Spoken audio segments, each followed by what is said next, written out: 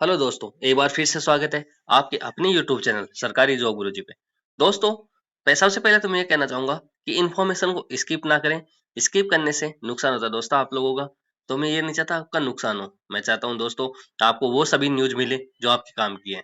दोस्तों, यदि इन्फॉर्मेशन साफ दिखाई नहीं दे रही है तो वीडियो क्वालिटी को हाई करके देखें, जिससे आपको इन्फॉर्मेशन साफ दिखाई देगी और समझने में आसानी रहेगी।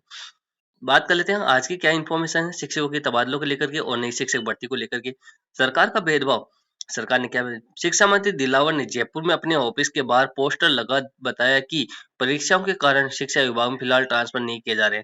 प्रदेश के 1.5 लाख शिक्षकों व कार्मिकों को छोड़कर सरकार ने सभी विभागों में तबादले किए। प्रदेश में बीते दिनों सभी सरकारी विभागों में बम्पर तबादले किए हैं, लेकिन शिक्षा विभाग के सरकारी स्कूलों के एक भी शिक्षक व कार्मिकों का तबादला का लाभ नहीं दिया गया है।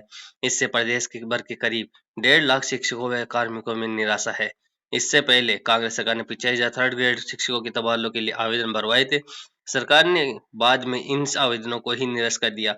शिक्षक संघों का कहना है कि दिसंबर में सरकार का गठन हुआ था। इससे पूर्व तथ्य वर्तमान शिक्षकों को लेकर के चुनाव के दौरान वर्तमान सरकार के नेताओं ने बहुत लंबे चौड़े बयान दिए थे कि हम आपके ही तृतीय वेतनमान शिक्षकों के स्थानांतरण करेंगे। स्थानांतरण नहीं करने पर गत सरकार की आलोचना की गई थी।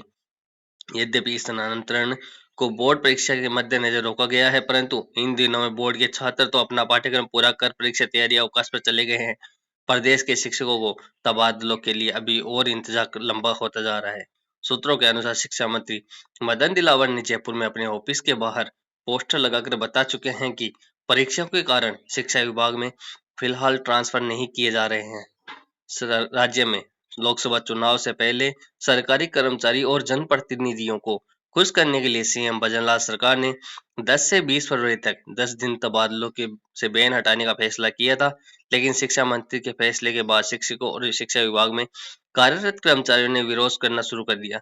इस बीच medical, health, PHED, transport, UDH, बिजली, फाइनेंस, पीडब्ल्यूडी, पुलिस विभाग सहित अन्य विभागों के कर्मचारियों की तबादले की किए गए। शिक्षकों का कहना है कि पहले डीपीसी प्रक्रिया शुरू हो और पद खाली करवाए जाएं, उसके बाद स्थानांतरण खोले जाएं, जिससे वर्षों से घर की बाट जो रहे शिक्षकों को राहत मिल सके। तो दोस्तों, आगे अपन बात कर लेते हैं शिक्षक संघ क्या बोल रहे हैं। सरकार की करनी और कथनी में अंतर है।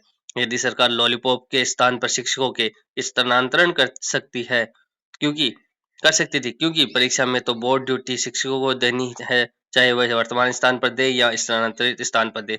इससे कोई फर्क नहीं पड़ता। सरकार की करनी और खतनी में अंतर है। वर्तमान सरकार के शिक्षकों के प्रति कोई ज्यादा अच्छा व्यवहार करने की मानसिकता नहीं है।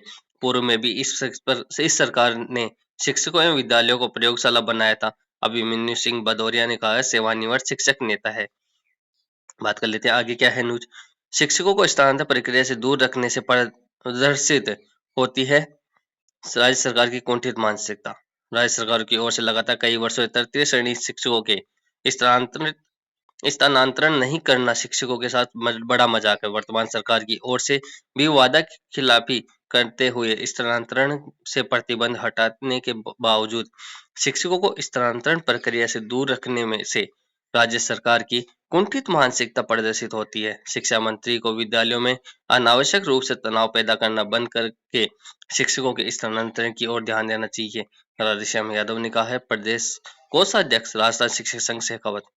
राजनीति की भेंट चढ़े शिक्षा विभाग के तबादले।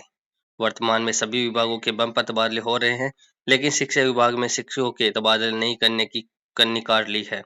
विडंबना है कि जब भी तबादले खोले जाते हैं, तब शिक्षा विभाग के तबादलों को दरकिनार कर दिया जाता है।